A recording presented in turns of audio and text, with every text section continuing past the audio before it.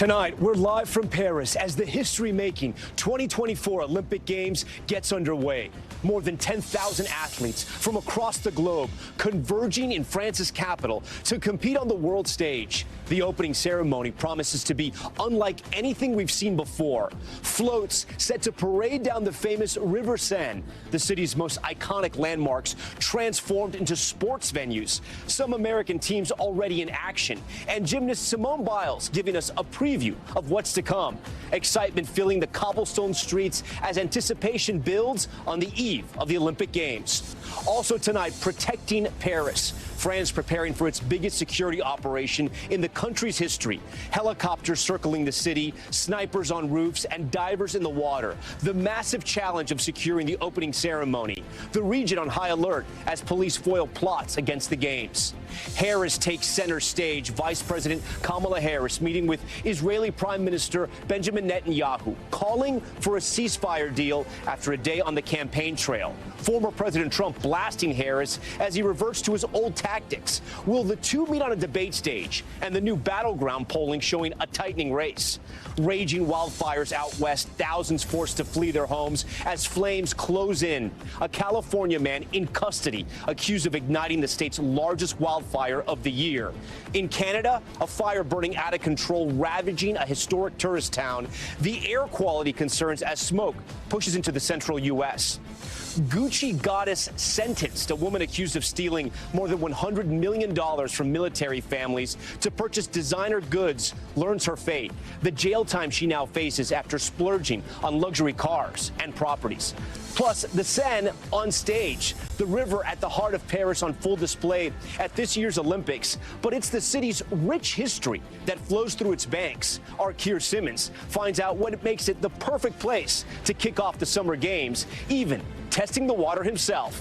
And an expert is right here to tell us the chances the U.S. men's team has of winning gold with some tougher competition in basketball. Top story starts right now.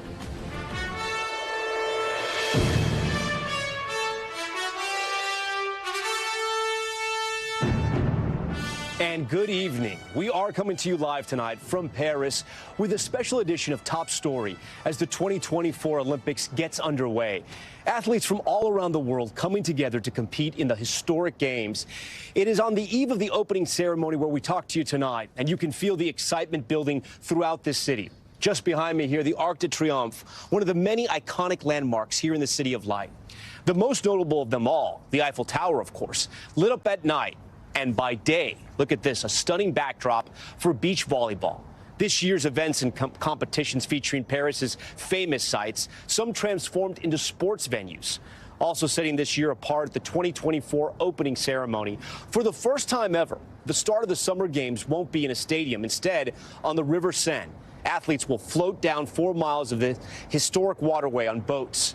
Let's break it down by the numbers. Millions will watch more than 10,000 athletes from more than 200 countries compete. In this year's Games, there are 39 sports and a total of 19 days of competitions. We're already seeing Team USA in action, the women's soccer team kicking off a new era as they claim victory against Zambia, and a glimpse into what the U.S. gymnastics team has in store. Simone Biles and her teammates practicing before their competition begins. Several new sports making their way to the world stage: breaking, also known as breakdancing, kiteboarding, and kayak. And one of the most exciting contests is taking place thousands of miles away from Paris, in Tahiti, where the world's best surfers are chasing massive waves. Dozens of Olympians paddling against the fierce ocean for a chance to take home the gold. Also going for the top prize is tennis champion Coco Gauff and basketball legend LeBron James, both holding the honor of being this year's U.S. flag bearers at the opening ceremony. And the American delegation will be led by First Lady Jill Biden, who will take her place next to French President Emmanuel Macron along the Seine. There is so much to get to before the Games officially begin. Our NBC All-Stars, Keir Simmons and Stephanie Goss, join us now live from Paris. Stephanie, I'm going to start with you. The opening ceremony is tomorrow, which is the official start of the Olympics, but some sports are already underway. Talk to us about Team USA women's soccer. They started off very strong today. Yeah, they really did, Tom. This was a pretty easy game for them against Zambia. They won 3-0. You know, what you need to know about this team is that they've lost some big names, Carly Lloyd, Megan Rapinoe. This is a young team. There's something of an unknown entity. The games are going to get a lot harder than the one we saw today, but they're certainly off to a great start, Tom. Yeah, and we also got our first look at Team USA women's gymnastics. They were practicing in Paris today. How are they looking?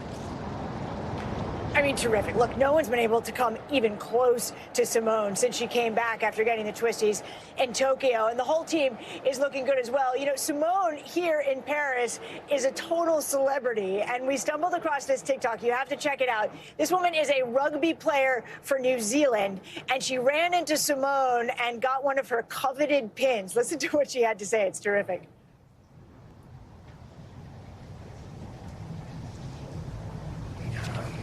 Do we not have it? Doesn't look like we have it, Stephanie, but it sounds amazing. Yeah.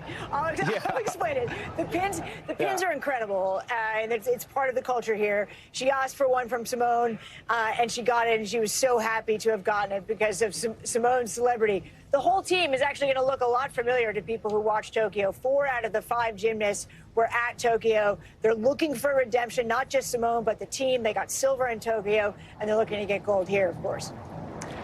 And then, Stephanie, Team USA's Casey Kaufhold made her Paris debut today in archery. Talk to us about that competition and also the majestic venue where it's taking place. Sure. Well, I mean, you know, this is a terrific story.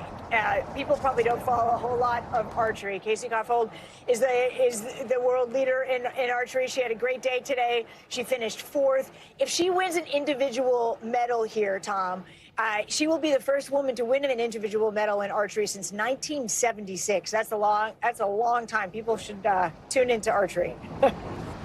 All right, Stephanie, we can't wait. The action just getting underway. Keir Simmons, like we said, big day tomorrow. You've been here for months covering this. I mean, this is an opening ceremony like we have never seen before. Talk to us about what viewers can expect. That's right, Tom. Steph says tune into archery, tune in tomorrow. Goodness me, because it is going to be just a spectacular, this parade on the river with LeBron James and Coco Gauff waving the flag for Team USA on the second to last boat. That is the tradition because the U.S. will host the next Summer Games. Let's just give you some of the numbers. 10,500 athletes will take part, 206 countries represented. There'll be 94 boats, 3,000 Tom, dancers, artists and performers. The actual length of it along the Seine, 4 miles, around 326,000 spectators. And Tom, more than 1 billion people around the world expected to watch this opening ceremony. If they haven't got seats on the bleachers on it, I got to tell you, there are bleachers on almost every bridge along that river and all along the left and right bank. If you haven't got seats, you'll be watching it on TV. Paris is ready for its close-up, Tom. So, Keir, like we said, no one's ever done this before. We've been driving around the different bridges, looking at the setup here. Do you think Paris is going to pull this off? Paris believes it well. Today I was at an event, a sustainability event with President Macron. He looked incredibly relaxed, just himself. Honestly, you wouldn't know that it was the eve of such an important day. I managed to just pull aside Tony Estagay, who is obviously in charge of the 2024 Olympics. Again, looking relaxed. I said to him, how are you feeling? He told me, I feel good. Paris feels good. I think Paris is ready for these Olympics. History-making Olympics, Tom, which will very likely change the way we see the games in the future. Don't be surprised if we see more opening ceremonies like this one in the open air, more events all around cities, the way you've seen it here in Paris. It is not as expensive, it is more sustainable, and goodness me, I think it's going to be a party, Tom. All right, Keir Simmons for us from Paris. Keir and Stephanie, we thank you both for great coverage. We're going to be checking with you guys throughout the games over the next 2 weeks here. Now, security in Paris ahead of the Olympics, incredibly tight, right, as French officials work to protect the games against the international backdrop of wars on 2 continents and elevated tensions around the globe. For more on the security preps underway here in the City of Lights, we're joined by Richard Engel, who is, I can see him right here in our eye line. He's about to join us here on set. when you walk around Paris and you sort of drive around, you notice the security fortress that it's become. Richard is here with us now. Richard, great to have you. Yeah. I want to give our audience an idea of the kind of security presence we're looking at here in Paris, right? So let's look at some of the numbers here. You can feel it. 45,000 police officers alongside 10,000 soldiers, 22,000 private security contractors. It's a massive mobilization. I know you've been talking to French law enforcement officials about what it all takes. So they've done 1 million background checks. There's drone systems, anti-drone systems. They're put sonar in the Seine River. They've put blocks inside the Seine River that go all the way to the bed of the river. In case people get in it, they'll notice changes in the water level. There are SWAT teams, armed SWAT teams, about more than 600 of them called in or could be called in if there's a violent incident. So they're very worried about it. They're very worried because there could be a repeat of that terrible incident at the Bataclan Theater. Yeah. They've had history with Islamic extremism in this country, also neo-Nazis, the far left, the far right. So they're concerned about a variety of scenarios, tomorrow being the opening ceremony being a main concern. And we'll see what happens, because so far I haven't seen a lot of protests so far, so they may have it under control. We're going to have to wait and see. I know you got access to some of those elite groups that are sort of protecting Paris. Sure. So these are the elite SWAT teams. They're not exactly SWAT teams like we might think about it. They don't respond to bank robberies and things like that. They're counterterrorism SWAT teams. They're more like the Navy SEALs or Delta Force or something like that. We were with them. They're the same group that responded to the Bataclan. And they're training every day, drilling for hostage rescues or any kind of scenario. And you'd asked about the U.S. Many countries are also bringing their own police officers, and the U.S. is doing that as well. It's not just about that, because you have these high-profile U.S. athletes, and also we know France is one of our allies. How are they working in coordination? Very, very close coordination. The French are in the lead. It's their country. But the U.S. has set up a situation room, and we were filming in it today, and they have multiple government agencies working there in the same room, so that if there were an incident, and their primary responsibility is focusing on Americans, American tourists, the delegations, the athletes, that their focus is to immediately respond to American citizens. So they're here, they're up and running. Some of them have been in Paris working for 2 years for this, working with the French authorities. So those relations are very strong. But there is a base level of violence in this country. So they are concerned. And it's not just Paris. Something could happen in other cities. They've already been making arrests. They've made numerous arrests in the last 10 days. 3 people who allegedly had intent to disrupt the games just in the last 3 days, including a Russian national, reportedly with links to Russian intelligence. Yeah, they've thwarted some plots already. Okay, Richard Engel for us tonight. Richard, always appreciate your reporting. We're going to have much more from here in Paris as we count down to the opening ceremony of the Olympics, but I do want to turn to the major political news back home. Vice President Kamala Harris on the campaign trail posted on Twitter that she is ready to debate former President Trump and that he is backpedaling from his commitment to face off in September.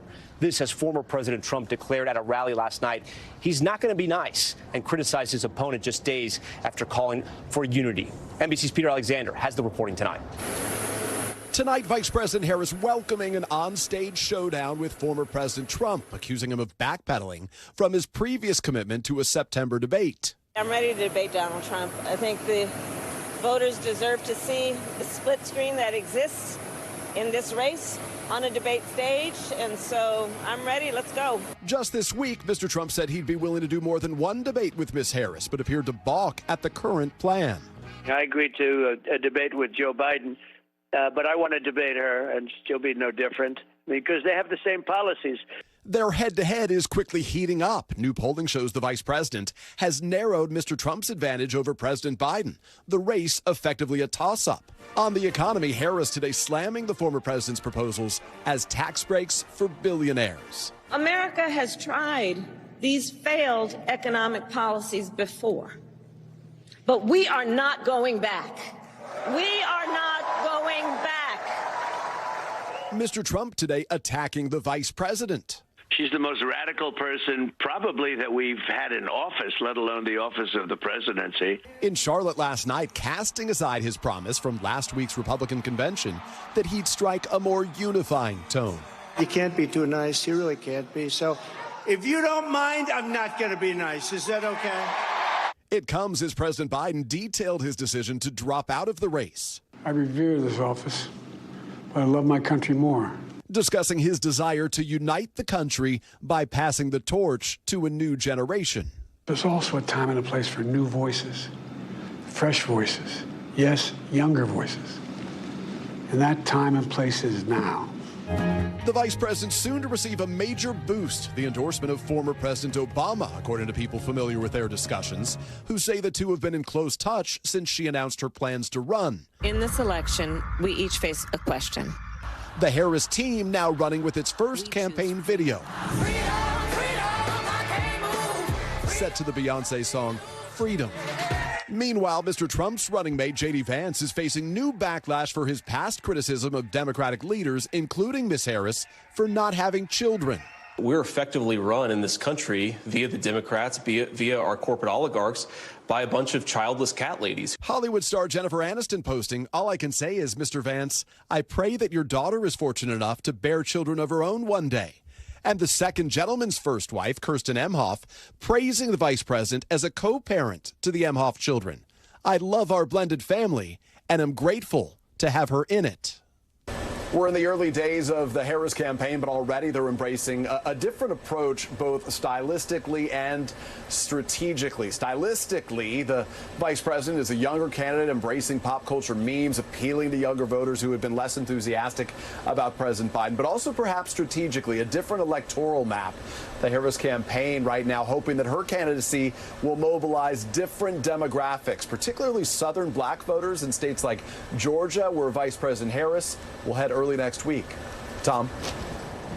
All right, Peter Alexander for us tonight. Peter, we thank you. For more on the state of the 2024 presidential race, I want to bring in national political reporter for The Hill and a friend to Top Story, Julia Manchester. So, Julia, Vice President Harris is accusing President Trump of backpedaling on his commitment to debate in September, one day after former President Trump said during a rally that he is not going to be any more, attacking her. What are you hearing from the campaigns about both their strategies to take on one another? Look, I think from both of these campaigns, they're looking forward to some face-to-face moment. We saw how critical that presidential debate with Trump and, of course, President Biden was just a month ago. So it's an opportunity for both of the campaigns. However, I think right now the Trump campaign is moving, somewhat cautiously, because we know that now is the period to define Kamala Harris. And the Trump campaign right now is figuring out what the best way to define Kamala Harris is. We've seen President Trump label her, hit her over the border. Yesterday, he labeled Joe Biden as a fake liberal and said Kamala Harris is the real liberal to be concerned about. So I think they're going to be experimenting with some of these messages, see what sticks, and then bring that to a debate stage if we, in fact, do see these two debate. Yeah, and a quick correction. I said, but I misread something that he was not going to attack her. He's saying that he wasn't going to debate, but we're going to have to wait and see. I also want to pull up the swing state polling from The Hill and Emerson. You see how close it is between Harris and Trump. Trump leading Harris in Wisconsin, Arizona, Michigan, and Pennsylvania, and Harris having the lead in Georgia, all within the margin of error, though, so that shows how close it is. That's in addition to those polls Peter mentioned. What are you hearing about how both campaigns are preparing for this close race? Look, I think right now those polls are reflective of the fact that we're just seeing more Democratic enthusiasm under Vice President Harris than we saw under President Biden. Democrats I've talked to have talked about this, switch, this night and day switch that started on Sunday when President Biden stepped down from the top of the ticket. And you're already seeing the Harris campaign really begin to mobilize, really crisscrossing the country and holding these campaign events with and without her. We're seeing Doug Emhoff, the second gentleman. He's been deployed to the campaign trail. So they are seriously hitting the ground running, knowing that, quite frankly, they don't have a ton of time yet left. Now, the Trump campaign doing the same thing, trying to get on the ground as much as possible. But I am curious, Tom, about how this sort of shifts the map. Before President Biden stepped down from the ticket, we were hearing all about that blue wall, Michigan, Wisconsin, and Pennsylvania, how that was President Biden's path to victory. Earlier this week, though, the Harris campaign sent out a memo saying that was still the path. However, we should also pay attention to some of these Sun Belt states like Nevada, Arizona, even Georgia. And a lot of that is because we've seen key constituencies within the Democratic Party fold, including voters of color who are galvanized right now about Harris. And, you know, we've seen that the Republican campaign, the Trump campaign has been trying to make inroads with some of these voters. I'm curious to see how they push back, you know, in the wake of these, better poll numbers for Kamala Harris. Yeah, and, you know, we have to be completely honest with our viewers here, right? I mean, so much has happened over the last 2 to 3 weeks in this race that you look at that poll and you just wonder if it's all sort of sunk in yet for voters, because it's a lot to throw at them at once. I know you and The Hill have some new reporting when it comes to the Veep stakes. I want to start by asking you about Governor Andy Beshear. He's the governor of Kentucky and has come after J.D. Vance for his personal story in relation to Appalachia. How important of a surrogate is Beshear to the Harris campaign? I think Andy Beshear is important because he is coming from a red state, a state that Democrats typically don't win in. He's a very rare breed in Kentucky. So the fact that he's able to hit J.D. Vance because they come from a similar region of the country, that's probably pretty crucial, because we know that J.D. Vance is going to be trying to appeal to these blue wall voters, the working class, blue collar voters that, you know, previously went for Democrats prior to 2016. Trump was able to flip them back, and since then they've been swing voters. So it's important that Harris has someone like Beshear on her side. That being said, though, we know that his name has been thrown around in the Veep stakes, the Kentucky governor. However, I'm hearing that it's down at this point to Arizona Senator Mark Kelly and Pennsylvania Governor Josh Shapiro. Shapiro, notably one of those Harris surrogates. He's going to be in Philadelphia on Monday. He could very much appeal to a lot of those blue wall voters as well. And then, Julia, I know you have some other leading candidates you've been reporting on. Mark Kelly, Senator Mark Kelly from Arizona, and Josh Shapiro, you were just mentioning there from Pennsylvania. What do you think about Senator Mark Kelly? Look, I think Mark Kelly has a very compelling story. He works with Gabrielle Giffords, the former congresswoman who was a victim of gun violence. She has since become a major advocate for gun violence prevention. Those two, that's a cause that's very important to Democratic voters and also a number of moderate voters as well. So I think we could certainly see him bring that to the ticket. He's a former astronaut, so that's certainly a compelling story as well. And he comes from a very important state, Arizona. That's a border state. We know that Mark Kelly has been critical of the Biden administration's handling at some points of the southern border, and he's been more hawkish on that issue, so that could help her as well. But really, from what I'm hearing, Pennsylvania Governor Josh Shapiro, just because of the sheer, massiveness of what Pennsylvania brings to, or totality, I should say, of what Pennsylvania brings to the Electoral College, count 20 Electoral College votes. It's a true swing state, and I think we can talk about paths to victory. You can't really go anywhere without Pennsylvania. Maybe there's a narrow path, but Pennsylvania is pretty big. So there's some questions as to, whether someone like Josh Shapiro could win that for Harris. All right. We thank you so much, Julia Manchester from The Hill. We want to stay in Washington now. Israel's Prime Minister Benjamin Netanyahu meeting with Vice President Harris and President Biden today separately. Biden pressing the Prime Minister for an end to the war in Gaza and the releasing of remaining hostages. NBC's Andrea Mitchell has those details. President Biden and Israel's Prime Minister Benjamin Netanyahu at their first meeting since the early days of the war. Well, welcome back, Mr. Prime Minister. We got a lot to talk about. With time now running out to close a ceasefire and hostage deal before he leaves office, Mr. Biden pressing the Israeli leader on a ceasefire. It's time now to get the negotiation in place and get the hostages home. It's time to end the war. Shame, shame, shame on you! Netanyahu's visit sparking days of outrage. Today, protesters rallying near the White House. Yesterday, police used pepper spray as hundreds demonstrated around the Capitol, painted pro-Hamas and anti-Semitic graffiti, burned an American flag and raised Palestinian flags. Action strongly condemned by congressional leaders in both parties and by Vice President Kamala Harris. Today, the White House also putting Netanyahu on the spot by inviting American hostage families to meet with him and the president in the cabinet room. We got absolute commitment from the Biden administration and from Prime Minister Netanyahu that they understand the urgency of this moment now. Aviva Siegel, her American husband Keith, a hostage. She was released after 51 days, but saw the horrors firsthand. I want everybody just to imagine any girl that's a young girl that's never been touched She's lying on a mattress on the floor and just praying, please, just that he won't tell me to come this time and do what he did yesterday. I'm very, very worried. I do not want Keith to come back dead. And I want all the hostages to come back as soon as possible, because we hear about more and more of them that are killed. Even as the IDF recovered 5 more bodies of Israeli hostages from a tunnel in Khan Yunis who had been killed on October 7th. And late today, Vice President Harris and Netanyahu in their first meeting since Biden dropped out of the 2024 race. Harris declined to preside over Netanyahu's speech to Congress. Donald Trump's running mate, Senator J.D. Vance, also not there. I also expressed with the Prime Minister my serious concern about the scale of human suffering in Gaza, including the death of far too many innocent civilians.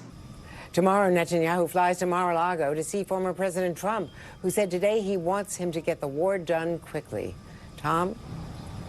All right, Andrea Mitchell, we thank you for that. Still ahead tonight, the raging wildfire emergency on the West Coast.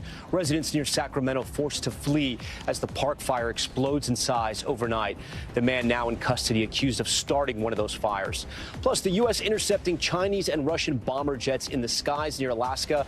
What defense officials are saying about that unprecedented incident.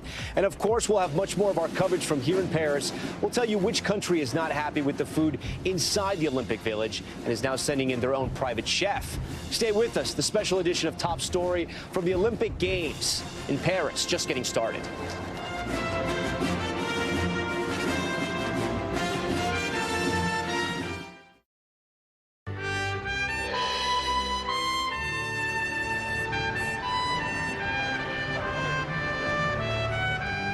We are back from Paris, and you're looking right there at the famous Louvre Museum.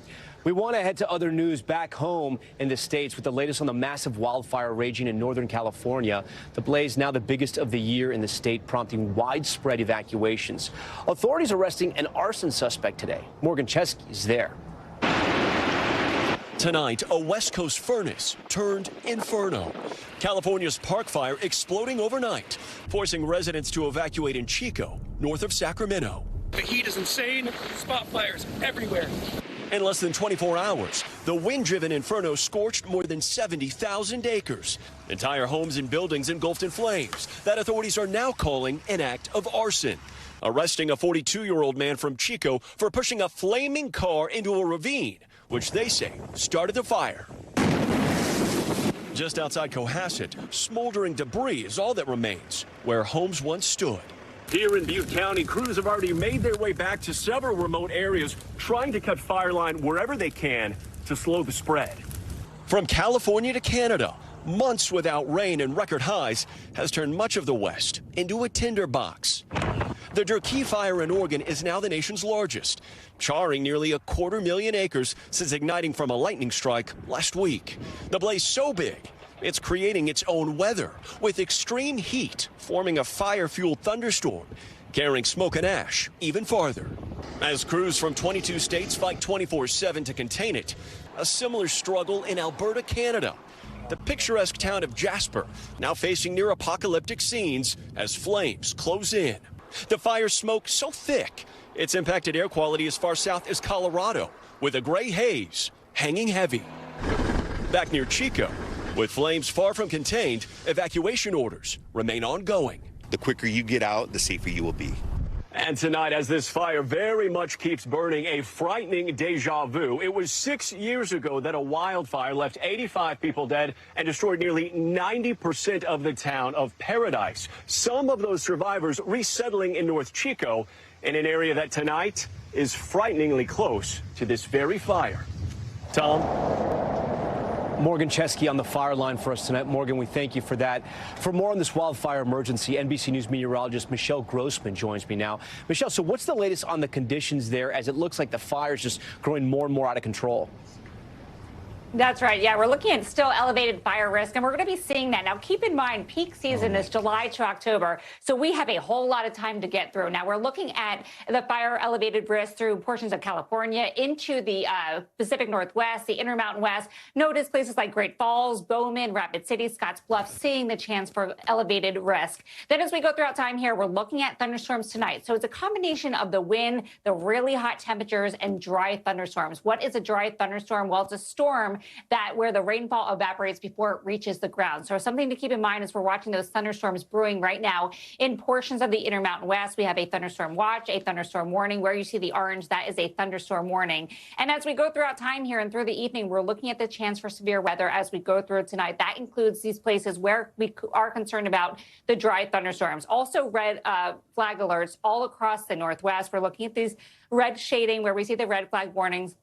That includes places like Spokane into Twin Falls, Butte, Billings, Casper, Rapid City, Scottsbluff, some Montana into the western portions of Nebraska, also Dakotas. This is through tomorrow and will be extended as we go throughout the weekend as well. It is impacting air quality. We have air quality alerts throughout the Northwest into the Intermountain West. Where you see this orange shading, that's where we're looking at the chance for that poor air quality. You want to shut the windows, get an air conditioning if you can, and also stay inside when you can throughout the day with those hazy skies in place. And this is why all these fires are burning and that wind is blowing off to the east. So we're seeing that smoke from the Northwest wildfires towards the east. And we're going to be watching this as we go throughout the next several months. Tom?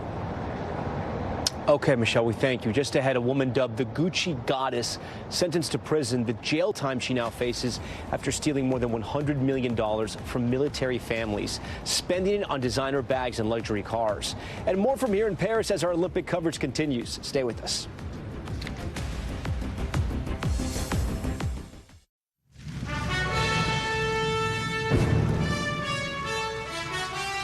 Another amazing view from here in Paris as the world turns its attention on the city as the opening ceremony nears.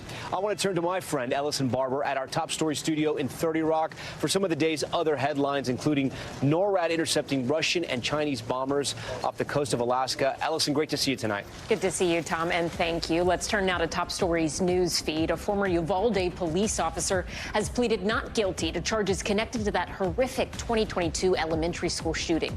Adrian Gonzalez appearing in court today denying 29 counts of child endangerment and abandonment. He is one of 2 law enforcement officials to be indicted on criminal charges for his department's 77-minute delayed response at Robb Elementary School, where 19 children and 2 teachers were killed. Gonzalez faces up to 2 years behind bars if convicted. California Governor Gavin Newsom is issuing an executive order to clear thousands of homeless encampments across the state.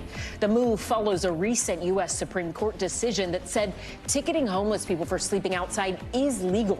California has seen a spike in homelessness with nearly 180,000 people experiencing homelessness just last year. The order directs state agencies to remove unsafe encampments and work to find those people shelter. NORAD intercepting Russian and Chinese bomber jets near the coast of Alaska. Defense officials say the move was not seen as a threat. However, this is the first time the 2 countries have been intercepted together and while using bombers.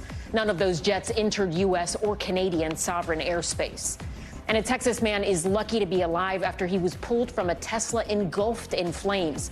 Video shows the Colony police officers racing to the scene, quickly using a pipe to break that driver's side window, pop an airbag, and pull that man out to safety. He was trapped inside the burning vehicle after an accident that pinned the car between 2 overpass barriers. The man was transported to a local hospital for evaluation, and amazingly, he's expected to be okay. We're going to turn now to sentencing day for a woman dubbed Gucci Goddess. The San Antonio resident living a lavish lifestyle, buying designer clothes and expensive cars. But it turns out the money she used to buy those goods was meant to go to military families. NBC's Marissa Parra has the details and the prison sentence that woman is now facing. Tonight, the woman dubbed the Gucci Goddess is behind bars, where she's sentenced to spend the next 15 years. Former U.S. civilian Army employee Janet Mello found guilty of stealing nearly $109 million originally meant for children and military families, instead used for her own personal luxury, from high-end jewelry and fancy cars to lavish homes. This was the largest fraud the United States Army has seen by a single individual. Working as a financial program manager for the U.S. Army in areas including youth services, prosecutors say Mello created a sham business called Child Health and Youth Lifelong Development, or CHILD with a Y, adding that she routinely betrayed the trust of colleagues to get approvals, sometimes even forging signatures to fraudulently secure grants. The millions of dollars meant for military children instead deposited into her own personal bank account. The military families didn't see a penny. Over a period of 6 years, military children who themselves make sacrifices as their parents serve our nation missed out on essential funding that did not receive the benefits they would have received if not for this scheme. Instead, her scheming funded at least 31 pieces of real estate, like these lavish mansions and ranches scattered throughout the country, 82 different vehicles, like motorcycles and classic cars. Mello even spent $923,000 on jewelry in one day, just a fraction of the total spent for more than 1,500 pieces. The forfeiture process is underway, and we're committed to return as much as possible back to the intended beneficiaries. As investigators work to recover those misappropriated funds, Mello was sentenced after pleading guilty to 5 counts of mail fraud and 5 counts of filing a false tax return. Ms. Mello was very remorseful for her actions. We believe that the sentence that was recommended by the guidelines was appropriate, and we believe that maybe she should have gotten something a little bit less. This was in light of the fact that she cooperated. She returned a lot of the money, and we expect that a lot more is going to be returned in the future. But prosecutors standing firm on the sentence, saying 15 years is more than fair. We need to send a really strong message that you will not be able to do this. We will not tolerate it. Marissa Parra, NBC News. Now to the major announcement from Southwest Airlines. The carrier saying they plan to stop using the open seating model that has defined their business for decades. The move coming amid plummeting profits and increased competition from other budget airlines. NBC's Emily Aketa has the details. A major change of course for Southwest Airlines, announcing today it will soon start assigning seats and selling some with extra legroom, ending more than 50 years of its famous, or for some, infamous model of open seating, where boarding can build into a mad dash. You got people just running in front of you. And while some Southwest superfans are disappointed, I love open seating. That's why I fly Southwest. The discount carrier CEO says the move is a bid to boost revenue and adapt to travelers' evolving tastes, reporting 80% of Southwest customers want an assigned seat, especially on longer flights. When a customer defects from Southwest to another competitor, it's the #1 reason, so it's the right thing at the right time. Despite this summer's record travel, many airlines are grappling with overcapacity. Southwest recorded a 46% drop in profit from last year, facing growing rivalries with other budget options. What kind of headwinds is the airline facing right now?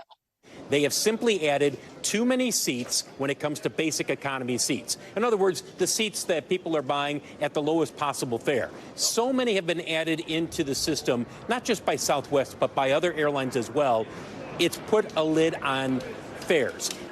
Southwest says bookings for assigned and premium seats will become available at some point next year. The change still requires updating cabin layout and FAA approval. Back to you. Emily Aketa, thank you. Now to top stories, Global Watch, and we begin with an update on the deadly typhoon still making its way across Asia. The storm packing winds equivalent to a Category 3 hurricane, sinking a cargo ship as it battered off the coast of Taiwan. 6 crew members are still missing. The storm weakening after making landfall in China, but 20 people have already been killed and hundreds more have been injured across the region. The cybersecurity firm behind the massive IT outage facing backlash for an attempt at an apology. CrowdStrike tried to thank workers who helped customers who were impacted by the outage last Friday by giving them $10 Uber Eats vouchers. But then Uber blocked use of those cards because high usage rates triggered a fraud alert. According to Microsoft, the faulty update that was released by CrowdStrike rendered more than 8 million devices unusable for several hours last week. And dive teams in Australia finding a shipwreck after 55 years. Take a look at this video showing the wreck of the MV Nugag in the water 90 miles north of Sydney. Officials say the cargo ship ran into stormy weather back in 1969, killing 21 men and sparking one of the biggest maritime searches in Australian history. Australia's science agency using high-resolution seafloor mapping to ultimately find the wreck, still intact, more than 550 feet below the surface. Coming up next, we throw things back over to Tom in Paris, the concerns over athletes doping and how organizers are looking to crack down. Plus, a look ahead at some of the most anticipated competitions of these 2024 games. Stay with us.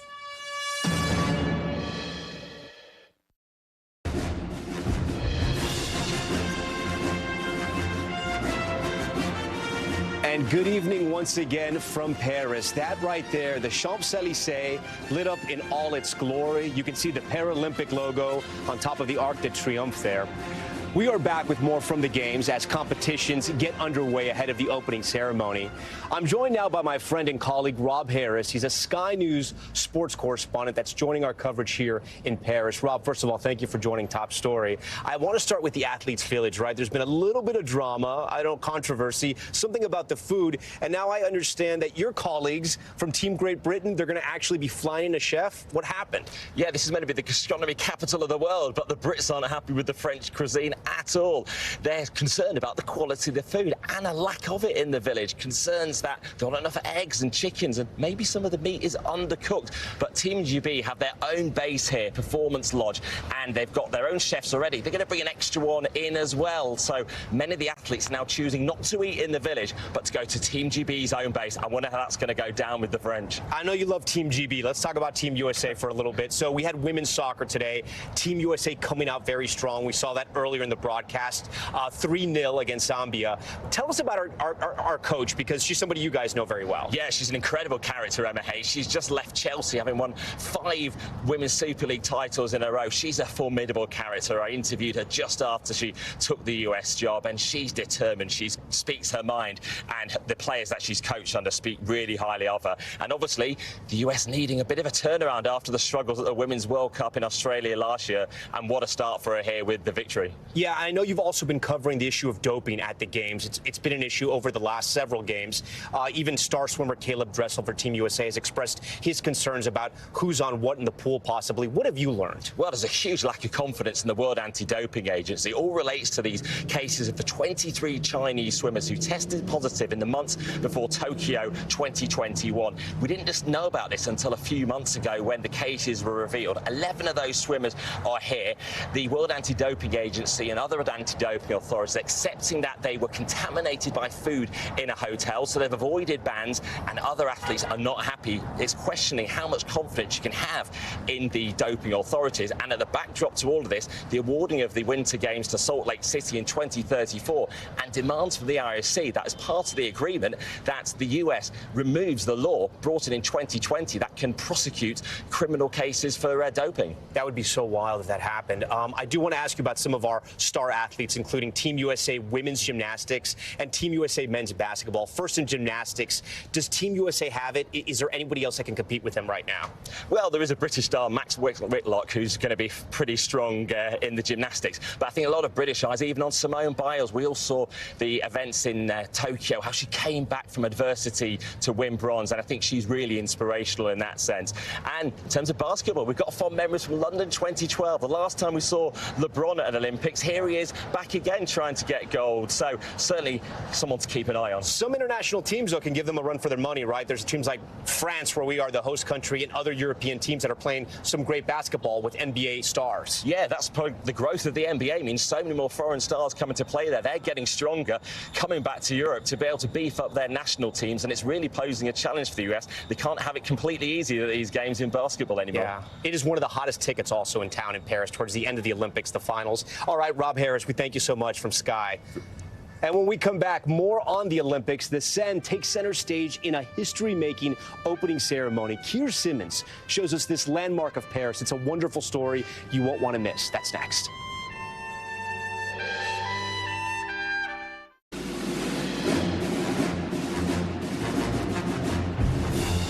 We are back now with this breathtaking show. Look at that. The Eiffel Tower illuminated by all those lights. They put on this incredible display every hour throughout the night. And we're so lucky to have this view just behind us right here in Paris. On the eve of the opening ceremony, anticipation is building as the hours tick down. All eyes on the Seine River and the major role it's taking in tomorrow's ceremony. And while the quality of its water has drawn controversy, many still marvel at its history. Keir Simmons took the journey. In Paris tonight, there are bleachers on the bridges and TV screens on the banks of the Seine. Months of worries over strong currents and water quality, mostly in the rearview mirror. As the river becomes the stage for a history-making opening ceremony, from Notre Dame to the Eiffel Tower. That's as it should be, because the Seine, its banks adorned with cafes and booksellers or bouquinistes, Voilà. is older than Paris itself. La Seine, c'est Paris, monsieur. The Seine is Paris. La Seine, c'est Paris. You even say where you are in the city in relation to the river. It's the left and the right bank, not the north bank and the south bank. It's because the river twists so often. American historian Russell Kelly has lived here for 30 years. That is the center of Paris. And says Paris began on an island on the Seine, the Ile de la Cité, now known for its famous cathedral. You have Notre Dame itself, a medieval Gothic cathedral, and then you have these 19th century buildings. All of it is here. All you have to do is know how to peel back the layers. We followed the river through picturesque villages for 3 hours to its source. Antoine, welcome. Bonjour. Thank you. Welcome. This is the first bridge. It's the first bridge of the Seine. And the right bank and left bank. La rive droite et la rive gauche. Antoine Herault is from Friends of Source Seine and spent his childhood here. Yes, it's a magical river. Yeah. She travels the France, but she's very, very calm.